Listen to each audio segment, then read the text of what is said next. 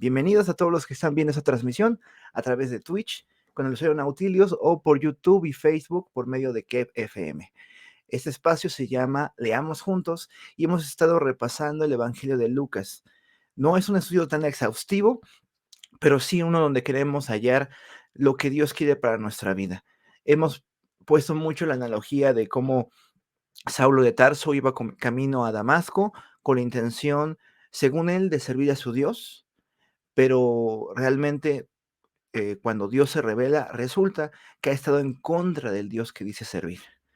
Cuando escucha la palabra, Saulo cae a tierra y cambia su rumbo. Pregunta, ¿qué es lo que yo debo de hacer? ¿Qué quieres que yo haga?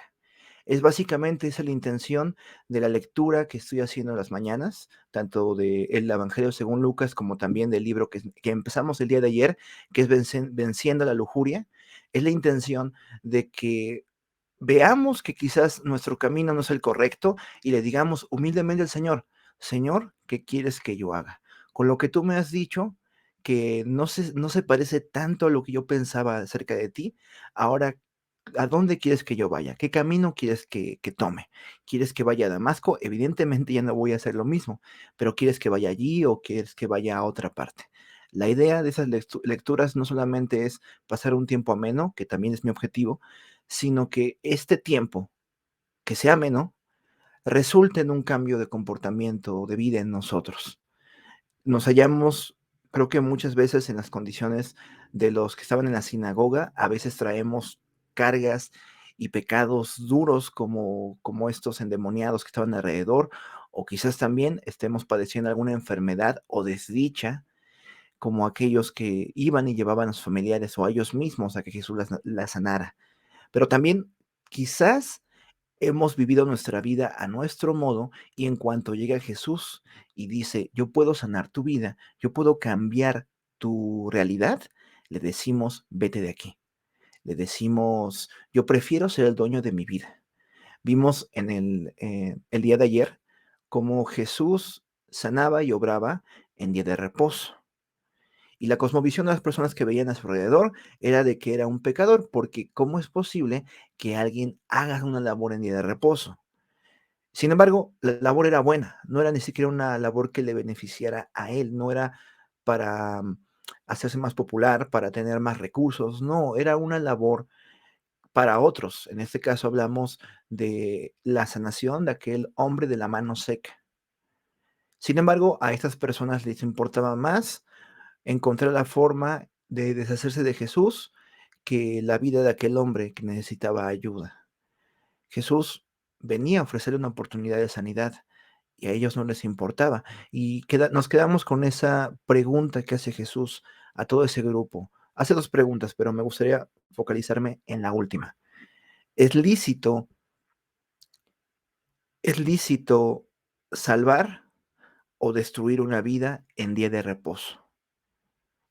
Les preguntaba eso a los fariseos y a los escribas, eh, denunciando que lo que estaban haciendo con tantas reglas y mostrando tan poco interés por las demás personas era destruirles.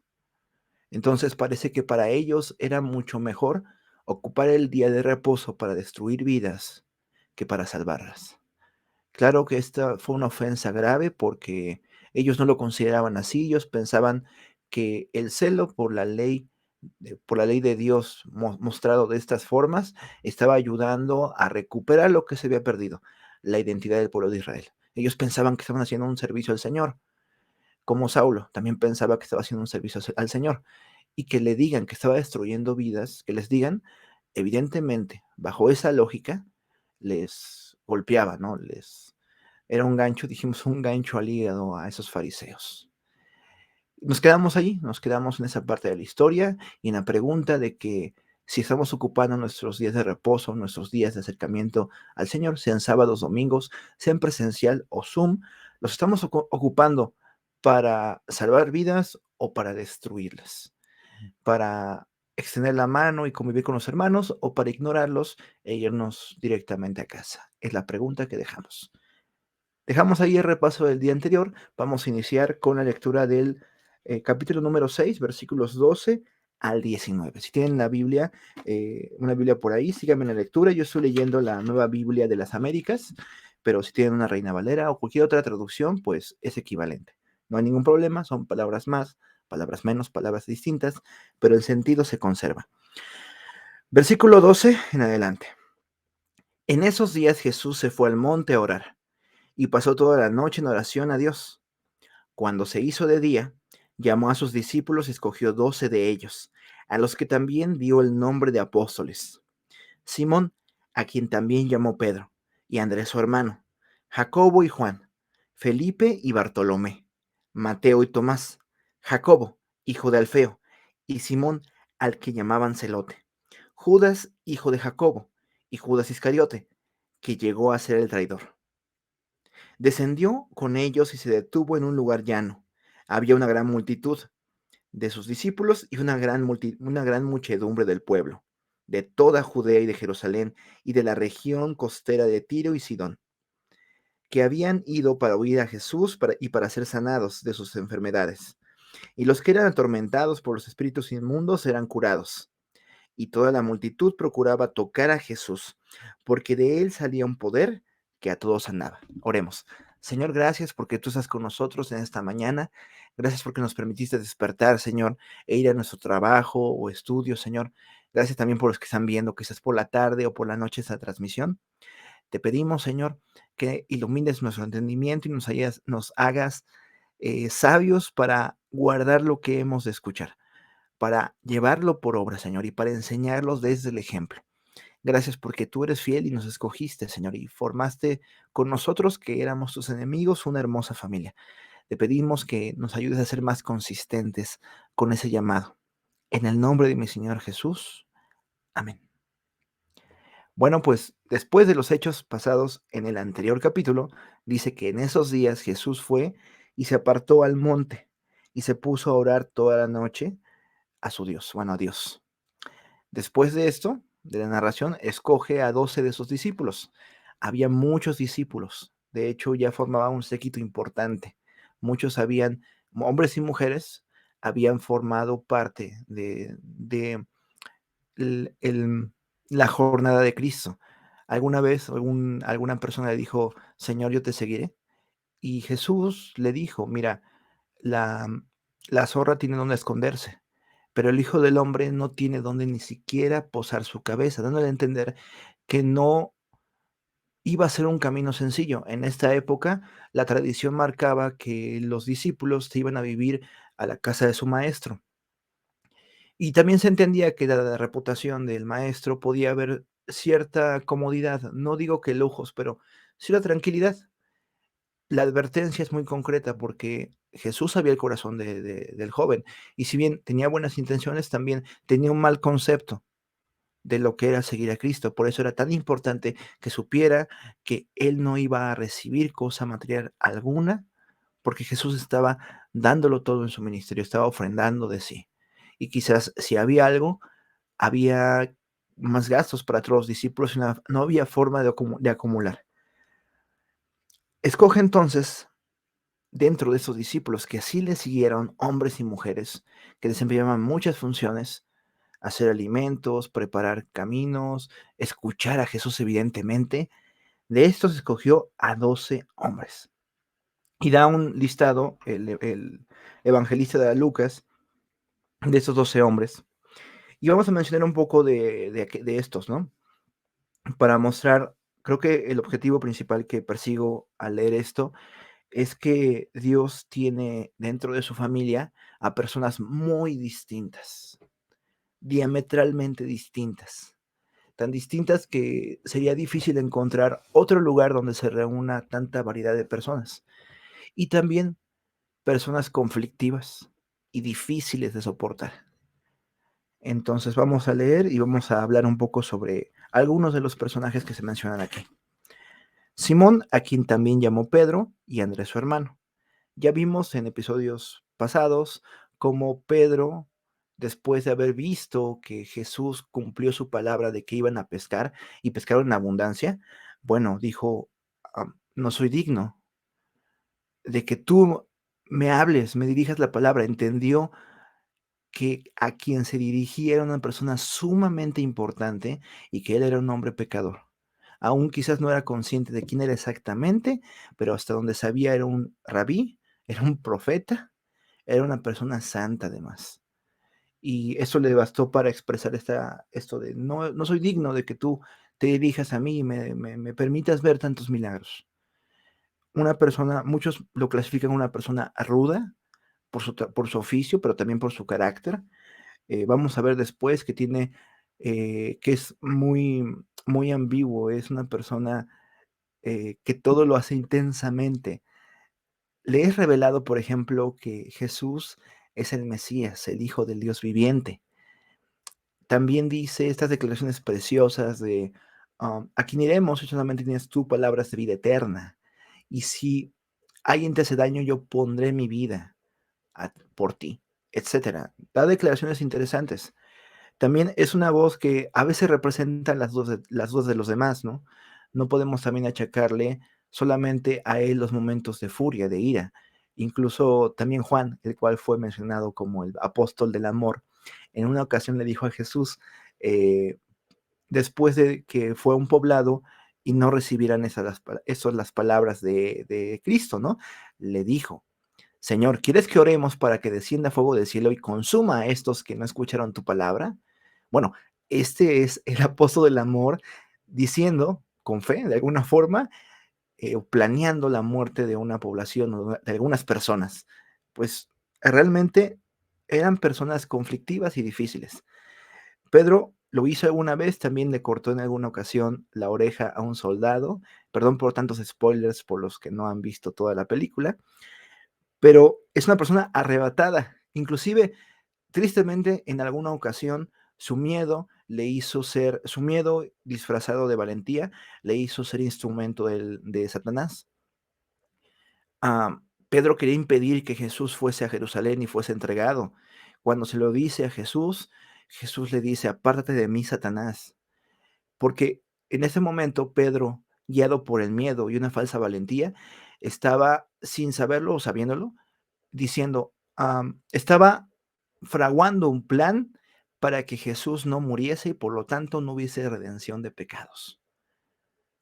Consciente o inconscientemente, estaba diciendo, no vayas, yo pondré mi vida por ti, etcétera, porque no había entendido que para eso vino el Hijo del Hombre, sí para servir, pero también para poner su vida en rescate por muchos. Un personaje, de hecho, todos los personajes de aquí son, son mucho más complejos de lo que aparentemente son. Podríamos pensar cuando, por ejemplo, en la tradición católica pensamos en los santos, o pensamos en Abraham, o pensamos en patriarcas, en profetas, a veces tenemos una figura idealizada de esos personajes, como que fuesen hechos de otra madera. Y es verdad que Dios los escoge y prepara, como preparó a Juan desde su nacimiento, Juan el Bautista. Es verdad, pero no por eso dejan de ser menos humanos, dejan de tener hambre, ambición, sueños, ser egoístas. Y, por ejemplo, Simón, llamado Pedro por Jesús, es egoísta en el sentido de que él prefiere tener a su Señor cerca que obedecerle. Jesús ya había dicho que él iba a poner su vida, pero él prefería estar con su maestro y siempre vivir como había vivido ahora. De alguna forma, ser discípulo de Jesús es algo un poco más glamoroso que ser pescador. No porque algún oficio no sea respetable, sino porque ahora él era el discípulo de un rabí, y no solamente de un rabí, de el rabí del momento, de la persona que estaba poniendo patas arriba al pueblo de Israel y les estaba dando esperanza. Era un discípulo. Entonces, este estatus, sí espiritual, pero también social, difícilmente lo iba a querer perder Simón. Pensemos también en personajes como el otro Simón, llamado el Celote. Eh, platicamos en anteriores ocasiones sobre las intenciones de los fariseos, que era de alguna forma también un partido político, al igual que un grupo religioso, que lo que buscaba era la defensa de los valores de Israel, que no hubiera helenización, esto es, que los griegos influyeran con su cultura, la cultura de los hebreos, que la intención de Roma no se consumase también en absorber socialmente a esta sociedad. Y bueno, otros grupos también hacían su labor similar, pero en particular los celotes, que también estaban interesados en la defensa de la cultura y los valores del pueblo, querían hacerlo también por la vía violenta. Estaban planeando una insurrección en algún momento y se apoyaban con la intención de que en el momento en que encontrasen una brecha del pueblo de Roma, poder derrocarlo, bueno, no derrocarlo completamente, sino derrocar su influencia en Israel. Y bueno, también tenemos aquí a un celote, a una persona que estaba preparada para tomar las armas. Lo vemos como uno de los discípulos de Jesús. No se nos muestran sus acciones, pero definitivamente era polémico que un rabí tuviese una persona de ese tipo. Una persona también que era amada y odiada por su propio pueblo. Algunos decían: "Sí, qué bueno que esos muchachos, estos hombres, este grupo, esté preparándose para defender a su nación". Bueno, pues ahí estaba. También ya platicamos de Mateo, precisamente, Mateo, que está en el extremo contrario que Simón el Celote. Mateo estaba alineado con aquellos que sometían al pueblo. Estaba perfectamente alineado y conforme con la situación, porque se había enriquecido en su puesto de ser recaudador de impuestos. De eso platicamos hace algunos estudios. Estaba contento, o bueno, estaba cómodo. No sé si estaba contento, no lo sabemos, si había hecho mella tanta ofensa que les hacían sus compatriotas, pero económicamente y en tema de seguridad estaba hecha su vida. Nadie le podía tocar porque era un funcionario público de Roma y no tenía necesidad de ninguna cosa material, porque todo lo podía comprar con el dinero que sustraía y que incrementaba de los impuestos. Entonces tenemos, por ejemplo, ahí 2 personajes que pudieron haber chocado dentro de los apóstoles. Tenemos a un celote y a un recaudador de impuestos. Y Jesús los tenía dentro de su séquito más íntimo, de su grupo más personal. Tenía personas, sí, algunas con estudios, algunas sin ellos, como Pedro posiblemente. Vemos también ahí a Judas, por ejemplo, Judas Iscariote, que bueno, Lucas ahí nos hace un pequeño spoiler, dice que llegó a ser el traidor. Ahora, recordemos, vamos a irnos mucho más adelante en la mesa del Señor. Jesús habla de que iba a haber uno que le iba a traicionar. Lo interesante es que nadie señaló a Judas. Nadie lo señaló, nadie dijo, seguramente él. De hecho, Pedro dijo, y muchos especulaban en su corazón, ¿seremos nosotros? ¿Hablará de alguno de nosotros? Creo que cada uno se sentía, había tal momento de tensión que no estaba seguro si iba a ser él de quien hablaba Jesús. Al fin y al cabo, aunque Judas se nos muestra como el gran traidor, porque lo que hace realmente sobrepasa a cualquier otra traición que hemos visto hasta ahora, bueno, en los apóstoles, los demás también traicionan. Incluso Juan, aunque Juan, después de haber huido, todos huyeron, se dispersaron cuando llegaron los romanos a apresar a Jesús. Él regresa al pie de la cruz y es de las pocas personas que reciben palabras del Señor. Dicho sea de paso, en este sentido parece que las mujeres son mucho más fieles que los 12 apóstoles, porque permanecen más mujeres cerca de la cruz y la tumba que hombres, definitivamente. Bueno, entonces vemos a personas que le van a traicionar a Jesús. La que destaca es Judas. Y si bien Lucas, cuando escribe esto, lo escribe desde el futuro del acontecimiento y puede ponerlo allí, a nadie de ellos lo sabía. Judas no fue el único traidor y Judas probablemente cuando inició su ministerio no pensaba ni le pasó por la cabeza que iba a ser capaz de traicionar a su rabí. Ninguno de los apóstoles pensaron en las cosas malas que iban a hacer. Quien lo sabía era Jesús. Eso habla muy bien de nuestro Señor, que incluye a personas que sabe que le van a fallar, que sabe que le van a traicionar. Y también nos hace ubicarnos ubicarnos correctamente dentro de la familia de Dios, reconociendo que somos lo que somos y que fuimos lo que fuimos. Si alguien fue asesino, no puede negar que Jesús lo sacó de allí. No podemos decir que siempre fuimos dignos del bien del Señor. Sí, Dios cambia. Sí, Dios borra cualquier tipo de cosas, pero hay que ser conscientes de cuál fue de dónde Dios nos sacó. Recordar para agradecer, no recordar para lamentarnos ni culparnos, sino recordar para ser gratos con el Señor. Porque nosotros, siendo tan polémicos también, teniendo a veces tantas cosas que pueden dañar el concepto de otros sobre el cristianismo, Dios sigue llamándonos sus discípulos, sus hijos.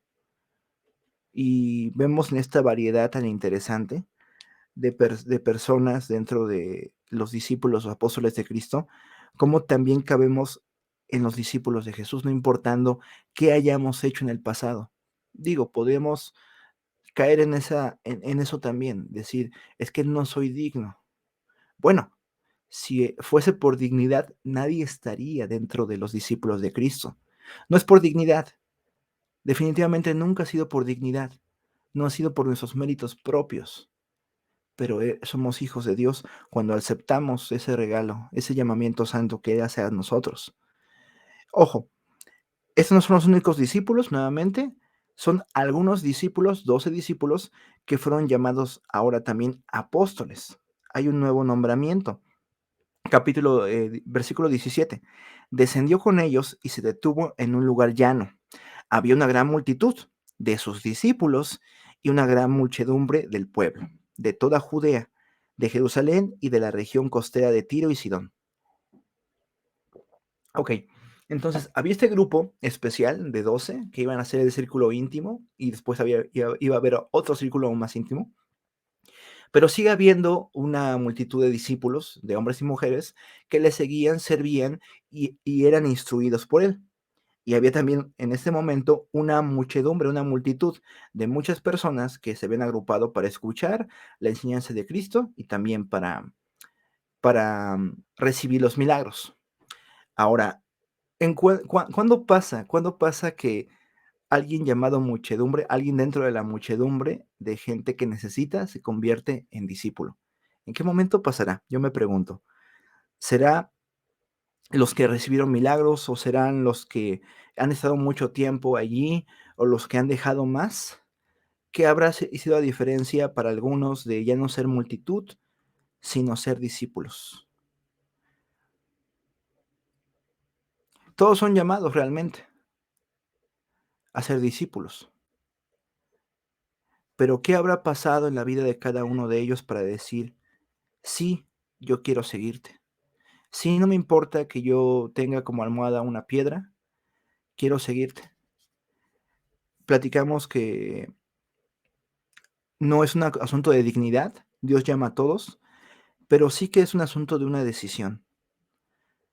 Este versículo me sigue maravillando de dejándolo todo, refiriéndose a Mateo, le siguió, dejando la mesa con dinero, mucho dinero, y con una posición envidiable, dejándolo todo, le siguió. Seguimos leyendo a versículo 18, refiriéndose a la multitud que habían ido para oír a Jesús y para ser sanados de sus enfermedades, y los que eran atormentados por espíritus inmundos eran curados. Y toda la multitud procuraba tocar a Jesús, porque de él salía un poder que a todos sanaba. Entonces vemos a esta multitud necesitada, hambrienta de la palabra, pero también de que alguien resolviera su situación. Gente enferma, gente dolida, gente que no había recibido apoyo de otras personas, o a lo mejor sí, pero nadie había resuelto su situación. Y hago esta referencia constantemente en ese espacio. eh, Definitivamente la iglesia ha estado en muchas situaciones de necesidad en el mundo. También no ha estado donde podría estar, no ha hecho lo que podría haber hecho, lo que debería, aún falta mucho. Pero sí que, por ejemplo, aquí en Latinoamérica, la iglesia pentecostal fue a los barrios, se mimetizó entre ellos, vivió entre los necesitados, comprendió su dolor y en el nombre del Señor, guiados por el Espíritu, hicieron prodigios y señales, y lo siguen haciendo hasta la fecha. Es lo que hace Jesús, está con la gente necesitada, está con la gente que le hace falta algo. No es suficiente, como lo dijimos también, cubrir la necesidad de las personas. No hacen discípulos, no se hace discípulos de aquellos que reciben estos milagros, sino de aquellos que, recibiéndolos o no, deciden seguir a su Señor. Pero Jesús, su forma, y lo platica mucho Harold Segura, la forma de predicar de Jesús es una donde se preocupa por el aspecto material de las personas, aunque no le reciban como su Señor. Es una integridad. Sano tu alma, sano tu cuerpo, sano tu vida. Tal es así que alguna vez Pablo se extraña profundamente porque no ha resuelto una necesidad física que él tiene, que era aquel aguijón en la carne, que algunos especulan que podía ser un problema en los ojos, un tipo de ceguera o gota o algo por el estilo. Pero él asume que Cristo lo va a hacer, porque es lo que Cristo hace. Normalmente Cristo predica y sana, predica y cubre necesidades de alimentación, predica y, y resuelve problemas de endemoniados. No solamente es, o más bien dicho, iba a decir, no solamente es predicar, sino también actuar. No, la predicación del Señor incluye en actuar. Todo Él es predicación. Por eso, cuando no hay sanidades, iba a decir sanamientos, bueno, sanidades, parece incompleta la predicación de Cristo, porque realmente su predicación incluye la alimentación de los 5,000, incluye, porque eso significa que ellos van a tener oportunidad de seguir escuchándole y no de dispersarse y buscar alimentos. Y bueno, también Jesús se compadece porque era complicado también conseguir alimentos. Iban a tener que despedirse, caminar mucho tiempo hasta encontrar un lugar donde comer. Bueno, pero incluye la predicación, la acción hacia la sociedad. Algunos lo aprovechan, algunos no. Tristemente, algunos le seguían más por la posibilidad de tener riquezas, como aquel joven rico que quería permanecer con su riqueza, o tener sus necesidades primarias cubiertas. Pero también Jesús a veces retrae de esa provisión para mostrar la naturaleza del hombre, para evidenciar si le seguían por interés o le seguían por convicción, por amor a Él. También ese es algo marcado de los discípulos, que ellos habían, perdón, sí, de los discípulos en general, que ellos habían vivido abundancia, pero también escasez. Sabían que Dios podía proveer, Jesús podía proveer todo lo que necesitasen, y sabían que cuando Él no lo proveyera, seguía siendo fiel. Es lo que distingue básicamente eh, de los que se juntan al final a juntar, bueno, los que están al final y juntan todas las cestas de peces y de panes y se quedan la noche en vela, como dice la canción de Marcos Vidal, y de los que, habiendo saciado su hambre y su necesidad, regresan a sus negocios y a su vida normal.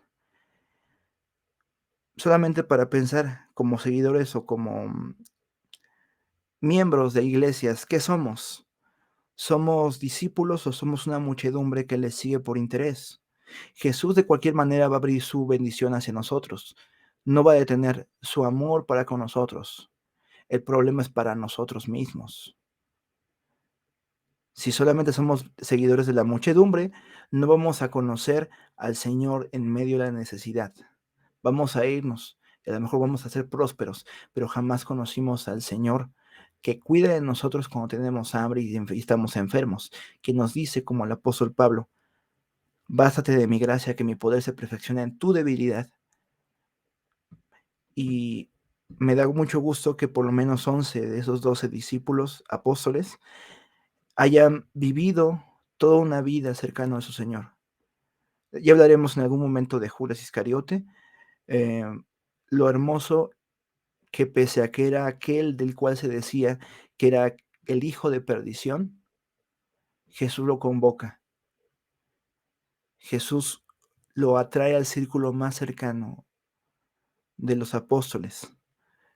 el de los apóstoles, y le da una comisión importante. Y Judas toma una decisión. ¿Qué hago con tanto que me dio Dios? ¿Qué hago con el estatus que me dio Dios? Cada uno tomó una decisión. Pedro, Juan, Jacobo, los 2 Judas, Mateo, cada quien recibe el bien del Señor de forma material y espiritual, y cada uno decide qué hacer con ello. Lo mismo con nosotros, hemos recibido inclusive este momento de reflexión bíblica, hemos recibido el congregarnos en iglesias físicamente o por Zoom. ¿Qué vamos a hacer? ¿Qué decisión vamos a tomar con aquello que nos fue dado? Terminamos esta parte de esa transmisión, de la lectura. Leímos los versículos 12 al 19 del capítulo 6 de Lucas. Y bueno, el día de mañana leeremos lo que continúa.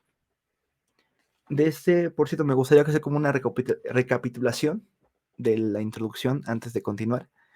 Lucas, recordemos quién es Lucas. Lucas es un médico que es como es un cristiano de segunda generación, porque es discípulo de un discípulo de Cristo, y se toma la labor bien importante de registrar todas las cosas y ponerles un orden, de investigar, dice él en su introducción,